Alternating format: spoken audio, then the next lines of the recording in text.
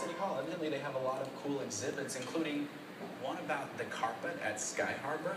Yeah, we walk through there sometimes to go get our Starbucks coffee. The Phoenix City, yeah, that's right. A lot of us in the newsroom like to walk there. Because it's close to the station, we wouldn't have to walk all the way too far. It's a nice walk. Let's get over to Christy Seeskin, who is going to show us some of the hidden gems at City Hall other than the Starbucks. Good morning to you guys. If you visited City Hall before, you may have noticed there's a special pattern in the floors here, and this pattern is called terrazzo. And in fact, this pattern is in several spots inside Terminal 4 at the airport, and there's a special art exhibit dedicated to just that. So today we're going to take a look at art underfoot. We'll head on into the exhibition that's just inside of City Hall, and Ed with the City of Phoenix joining us this morning to talk about the exhibition. Beautiful artwork all underneath our feet and all at the airport. It's true, and most people walk on this. You don't typically walk on your artwork, but all the floors of the SkyTrain stations are designed by artists and then fabricated by these sensational terrazzo craftsmen. And you have some examples of this across the floor, each organized by the artist, and then the patterns. This is really intricate.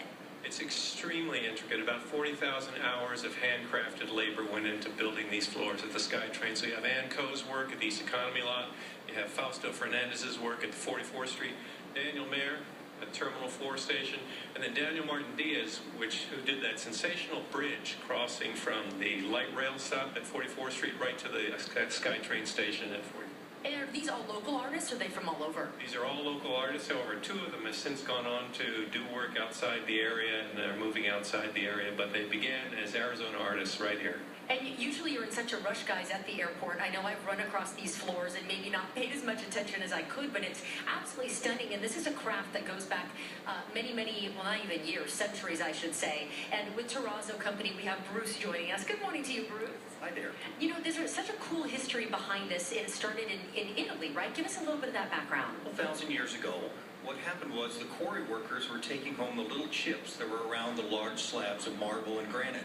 They'd take them home, and they would work on their patios. They had cement at that time, calcium carbonate, that made the cement, the concrete.